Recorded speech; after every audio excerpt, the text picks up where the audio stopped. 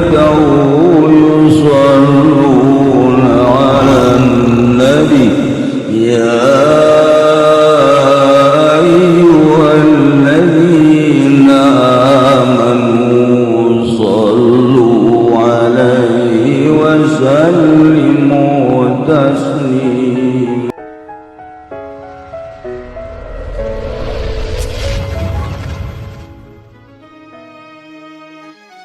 Assalamualaikum warahmatullahi wabarakatuh. Kiai Haji Muhammad Dimyati atau sering dikenal dengan Abuya Dimyati adalah sosok ulama yang karismatik.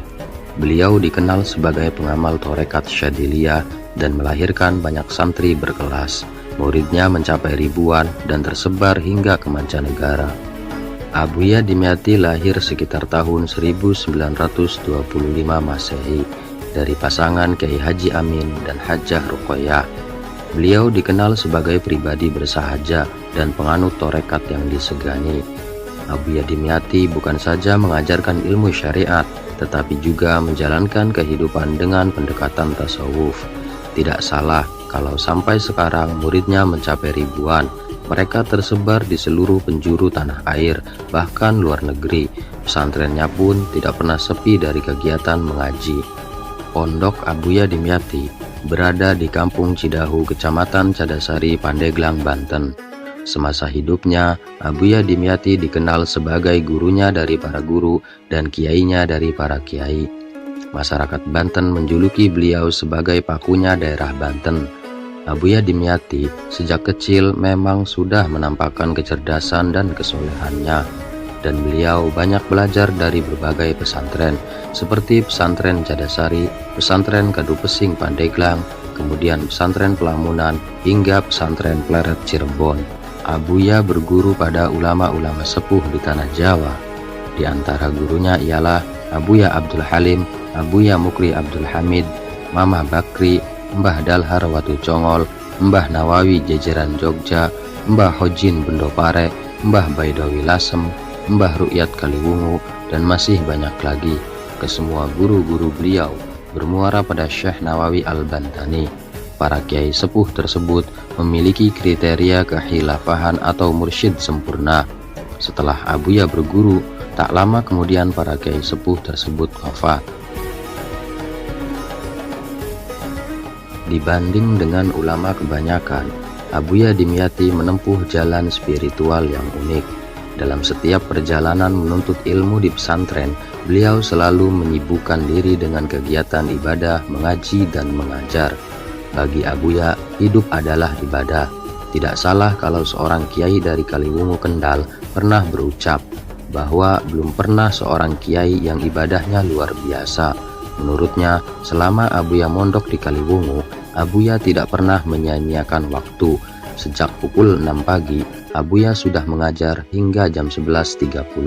Setelah istirahat sejenak selepas duhur, langsung mengajar lagi hingga asar.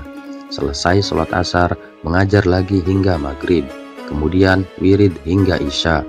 Sehabis itu, mengaji lagi hingga pukul 24 malam. Setelah itu, melakukan qiyamul lail hingga subuh. Saking pentingnya mengaji dan belajar, satu hal yang sering disampaikan dan diingatkan Abuya adalah jangan sampai ngaji ditinggalkan karena kesibukan lain atau karena umur. Pesan ini sering diulang-ulang, seolah-olah Abuya Dimyati ingin memberikan tekanan khusus. Jangan sampai ngaji ditinggalkan, meskipun dunia runtuh 1000 kali. Abuya juga pernah mondok di Watu Congol. Disebutkan ketika Abuya bertemu dengan Kiai Dalhar Watu Congol, Abuya sempat kaget. Hal ini disebabkan karena selama 40 hari Abuya tidak pernah ditanya, bahkan tidak pernah dipanggil oleh Kiai Dalhar. Hingga tepatnya pada hari ke-40, Abuya dipanggil oleh Kiai Dalhar. "Sampean mau apa jauh-jauh datang ke sini?" tanya Kiai Dalhar. Abuya pun menjawab, "Saya mau mondok, Mbah." Kemudian Kiai Dalhar pun berkata, "Perlu sampean ketahui, di sini tidak ada ilmu. Justru ilmu itu sudah ada pada diri sampean. Daripada sampean mondok di sini buang-buang waktu, lebih baik sampean pulang lagi ke Banten.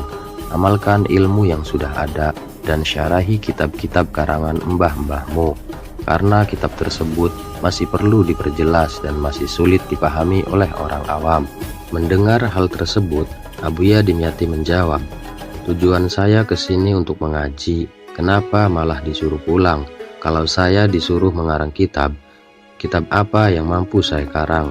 Kemudian Kiai Dalhar memberi saran, baiklah, kalau sampean mau tetap di sini, saya mohon ajarkanlah ilmu sampean kepada santri-santri yang ada di sini, dan sampean jangan punya teman dan tidak boleh bergaul dengan siapapun. Lalu Abuya Dimyati pun menyanggupinya. Kemudian Abuya Dimyati pun diberi ijazah Tarekat Syadiliyah oleh Kiai Dalhar. Menelusuri kehidupan ulama Banten ini seperti melihat warna-warni dunia sufistik. Salah satu karomah Abuya Dimyati yang diceritakan seorang ulama, di mana ada seorang kiai dari Jawa yang pergi ke makam Syekh Abdul Qadir Al-Jailani di Irak. Ketika itu kiai tersebut merasa sangat bangga karena kebanyakan kiai di Indonesia paling jauh mereka ziarah ke makam Nabi Muhammad SAW. Akan tetapi dia dapat menziarahi sampai ke makam Syekh Abdul Qadir Al-Jailani.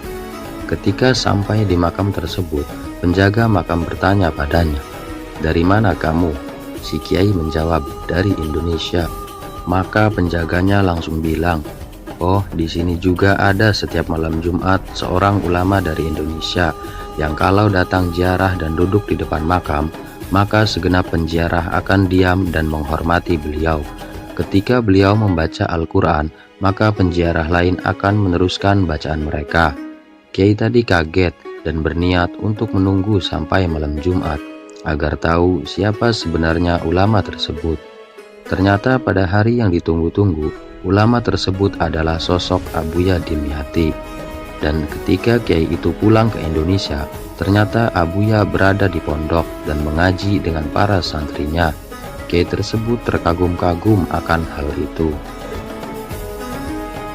Sebenarnya masih banyak kisah atau perjalanan karomah-karomah yang lainnya yang tidak bisa saya ceritakan. Namun dengan hal ini kita bisa mengambil pelajaran dari kehidupan beliau.